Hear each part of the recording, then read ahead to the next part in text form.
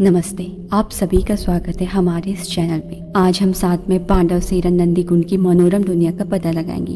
एक ऐसी जगह जो रोमांच, आध्यात्मिकता और समृद्ध इतिहास में डूबी हुई है। इस रहस्यमय भूमि के रहस्यों को उजागर करने के लिए तैयार हो जाएं। पांडव सेरा और नंदी कुंड सिर्फ एक जगह नहीं, बल्कि यह किंवदंतियों और मिथकों के साथ बुना हुआ एक चित्रपट है। महाकाव्य महाभारत के अनुसार यह जगह इन सुंदर पहाड़ियों के बीच में है, जहां पांडवों ने स्वर्ग जाने से पहले अपनी अंतिम आध्यात्मिक यात्रा की थी। किंवदंती है कि नंदी कुंड उनकी मुक्ति का द्वार था। शक्तिशाली हिमालय के भीतर बसे नंदी कुंड को एक पवित्र झील माना जाता है, जिसका गहरा और आध्यात्मिक महत्व है। कहा जाता है कि इसके स्वच्छ और निर्मल जल में किसी के पापों को धोने और आध्यात्मिक ज्ञान प्राप्त करने की शक्ति है। तो अंत तक साथ जुड़े रहें ताकि आप इस रहस्यमय और अद्भुत जगह के रहस्यों को जान सकें।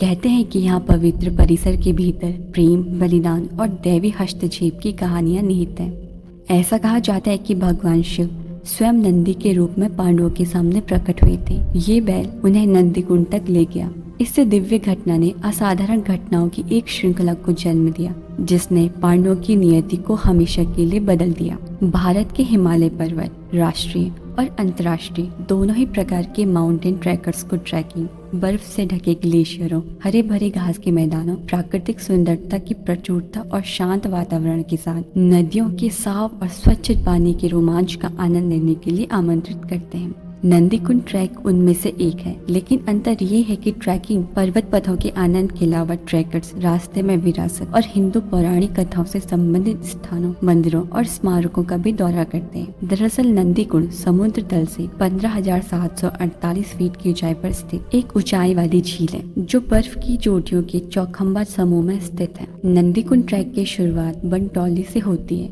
बनटौली से 8 किलोमीटर की चढ़ाई चढ़कर मध्य महेश्वर पहुँचते हैं। मध्य महेश्वर पंच केदारों में से एक केदार है, जहाँ भगवान शिव के नाभि भाग की पूजा होती है। हिंदू पौराणिक कथाओं का मानना है कि भगवान शिव बर्फीले हिमालय पर्वत की ऊंची चोटियों से अपनी दिव्य शक्तियों का संचालन कर रहे हैं। नंदी कुंड ट्रैक मार्ग में मध्य महेश्वर मंदिर भी है, जो उन 5 स्थानों में से एक जहां भगवान शिव महाभारत के पौराणिक 5 पांडवों को दर्शन देने के लिए प्रकट हुए थे। लोक कथाएं बताती हैं कि भगवान शिव पहले पांडवों को दर्शन नहीं देना चाहते थे, क्योंकि उन्होंने अपने ही भाइयों की हत्या का पाप किया था। मान्यता है कि महाभारत के बाद पांडव अपने गोत्र बंधुओं की हत्या के पाप से मुक्ति के लिए भगवान शिव की शरण में जाना चाहते थे, और इसके लिए वह भगवान शिव की खोज करने के लिए हिमालय की ओर गए। और तब भगवान शिव अंतर्धान होकर केदारनाथ जा बसे, तो पांडव भी उनके पीछे केदार पहुंच गए। तब भगवान शिव ने पांडवों को आता देख भैंसक का रूप धारण कर लिया और पशुओं के बीच जाकर चले गए। भगवान शिव के दर्शन पाने के लिए पांडवों ने एक योजना बनाई, और भीम ने विशाल रूप धारण कर अपने दोनों पैर केदार पर्वत के दोनों ओर फैला दिए। और जब सभी पशु भीम के पैरों के बीच से गुजर गए, तो एक भैंसा ही था जो भीम के पैरों के नीचे से नहीं निकला। और तभी भगवान शिव को पहचान कर भीम ने भैंसे को पकड़ना चाहा, तो वह भैंसा वहीं पर धरती में समाने लगा, और फिर इनका शरीर 5 हिस्सों में जमीन से फिर से प्रकट हुआ, जिसमें मध्य महेश्वर लिंगम के रूप में उनकी नाभि और पेट का भाग है।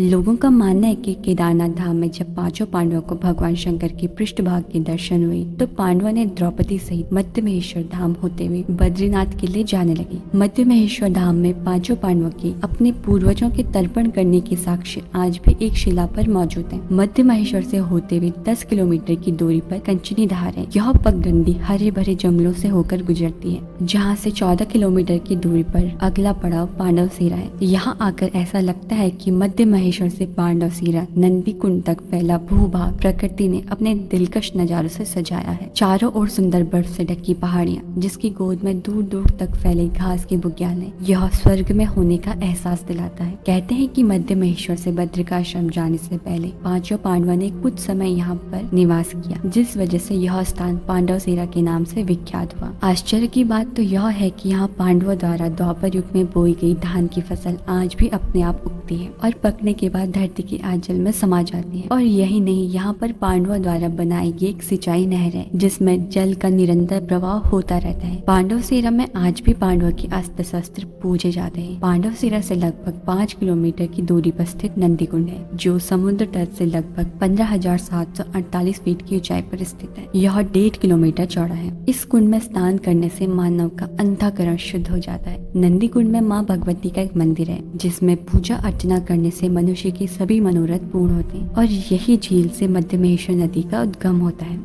और यहाँ स्थित नंदा देवी के मंदिर में आज भी पांडवों की माने जाने वाली तलवारों की पूजा की जाती है। कुल मिलाकर कहा जाए तो शुरू से लेकर अंत तक आप नंदी कुंड ट्रैक के रोमांचकारी अनुभव का आनंद ले सकेंगे। नंदी कुंड ट्रैक की यात्रा करने का सबसे अच्छा समय गर्मियों यानी कि मई जून और मानसून के बाद सितंबर अक्टूबर में है। लेकिन जरा ठहरिए, स्थानीय संस्कृति में खुद को डुबोए बिना कोई खोज पूरी नहीं होती। इन पहाड़ों में रहने वाले लोगों ने सदियों से अपनी परंपराओं को संरक्षित रखा है और आज भी नंदी कुंड के प्रति उनकी भक्ति गहरी है। और ऐसे ही वीडियोस देखने के लिए हमारे चैनल को लाइक और सब्सक्राइब कीजिए ताकि आने वाले एपिसोड आपसे मिस ना हो जाए।